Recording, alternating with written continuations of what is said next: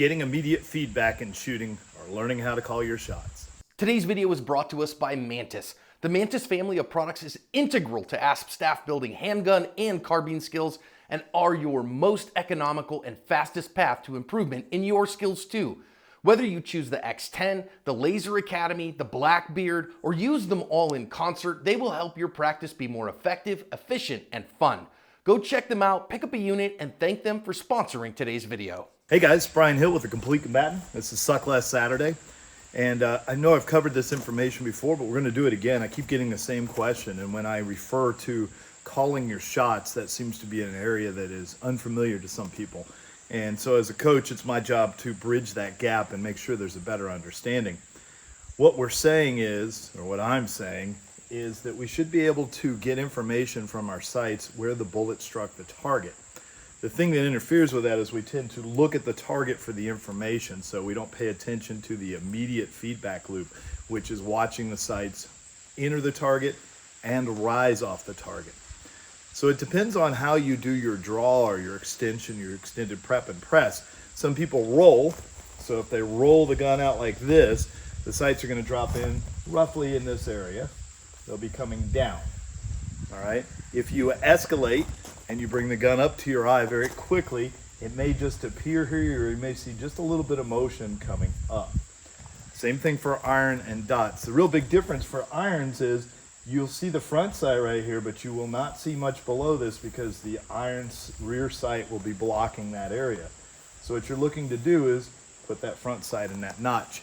When it enters the target, relative to the size of the target, we get ready to press the trigger. Now when we press the trigger, what we want to do is, as we're aiming, somewhere along the point, the sight's going to lift right off the target. And that's the moment where you know where the bullet struck. You have to see them lift. This is definitely much harder with iron sights than it is with dots. That's just the nature of it. There's a compromise in that because you have a three focal plane. But with this, as you're on the target and you're aiming, what it looks like, most aiming looks something similar to this, and in the moment it fires, it takes off. If it took off right here, that's where the bullet struck. What I want to do is practice that as much as I can, hold myself accountable. There's many ways for you to practice this. You could throw a t-shirt over the target so you can't see the holes. You could put a fresh target on the back of the front target and have one that's already shot up here so you can see if you called the holes. It is a very crippling habit to look at the target for the feedback because it creates such a long loop of feedback and it never really lets you know. I will tell you this, when you first start calling your shots, you're going to feel very uncertain, and that's good. The brain loves to be posed questions. Why don't I see something? Why am I not getting the information capable? Now, you'll feel like you can't do it because there's a certain reason, but mostly what happens is we're not used to watching the sights in exquisite detail. You may have been taught a damaging methodology like two sight pictures.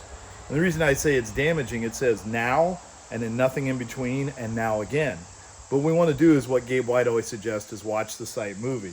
I wish there was some way to show you what I see and how I predict it, but what we're doing is creating a model.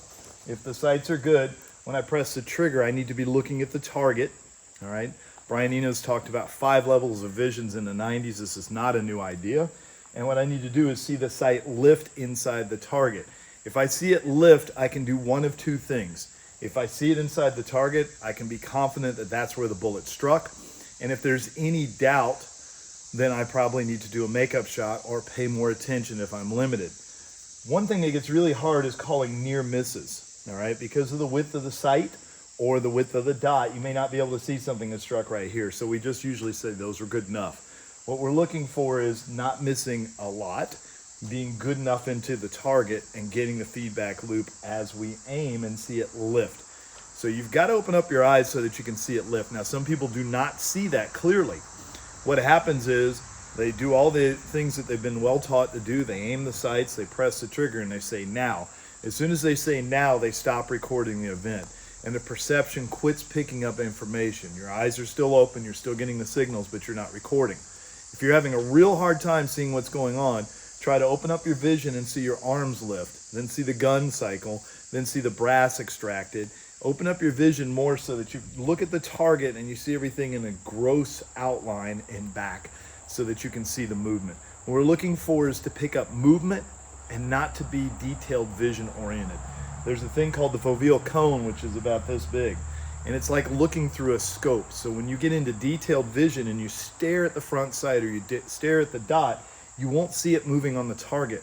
What we want to be is in panorama vision, which allows us to have some spatial awareness. The more we open up our vision, the better we'll be able to align things in space, because we have context to align it against. I can see that the sights are aligned in here. Some people stare at the front sight in exquisite detail but don't see where it is on the target. Some people don't see the sight at all but shoot because they're done with the activity.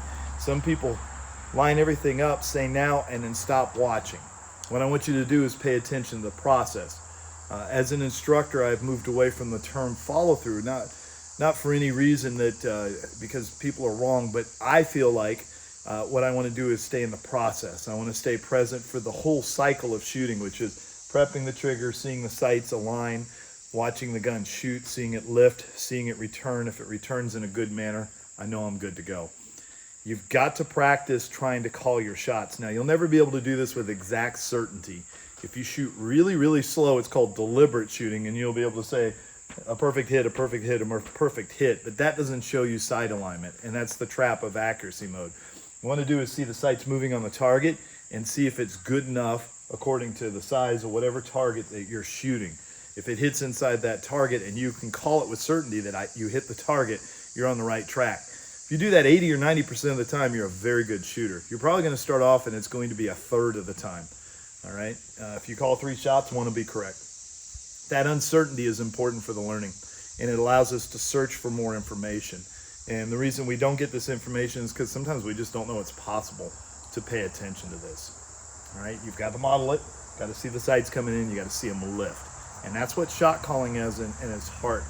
I would really suggest getting with an instructor that teaches this. I know I do. I believe Tim Herron, AJ Cito, Riley Bowman, the ASP crew, they're teaching this idea of paying attention and lifting and watching the sights go. So it will save you a lot of time. Part of it is you don't think it's possible, so therefore you won't be able to do it. If you'll just simply try this new thing and become really engrossed and curious about what's happening, not only when you say now, but as the gun fires afterwards, and how much information you can pick up, you'll start having a certainty whether you hit or not. In a defensive fight, you're never going to see holes on the target. So I have to be able to call my shots as hits or misses. And if there's any doubt, I like to use a binary code. And what that means is if there's any doubt, then the answer is no, and I need to make up the shots. All right. If I can't afford to miss ever, then I need to call the shots in advance, and I have to say it's good enough now, and I'm going to stay with it until I watch it lift. And I see it lift, that confirms that my good enough was present for it. It's not an easy concept. I've been struggling a lot. I've created a new system to teach it in class, so hopefully that'll help people. I think it is the one question that's plaguing us. The first piece of the information has come to us. If you have a dot, it's easier. I'm just going to tell you the truth, because you'll see the motion for what it is. If you don't have a dot, get iron sights that are primarily black in the back and have a color on the front sight. That way you can see the motion. There should be some more light on the front sight, so a narrower front sight is often better than a wider front sight for this process. And then you got to struggle a little bit, guys. You got to get after it, and you got to practice calling those shots over and over. Give yourself 3 to 6 repetitions before you feel like there's any certainty it's going to happen. And as you get better, pay attention. My message to you always is to pay attention, and human beings aren't particularly good at that, so what we need to do is get more curious about what information can we glean off the sights. I often do this with shooters I'm coaching. I try to call the shot off their front sight as they're shooting. If I see it move to me or away from me or up or down, I usually call it high, low, left or right, depending on my position, and that allows me to get a lot better at this. Now, I'm not successful all the time. This is more of a intuitive process of recognizing a pattern, but 80 or 90% of us would get us where we want to go. I hope that helps you guys. I'm going to continue working on this. I'll bring different drills so that you can practice it. Get started on this and see if you can make a big difference in your shooting. And as always, guys, measure, refine, and perform.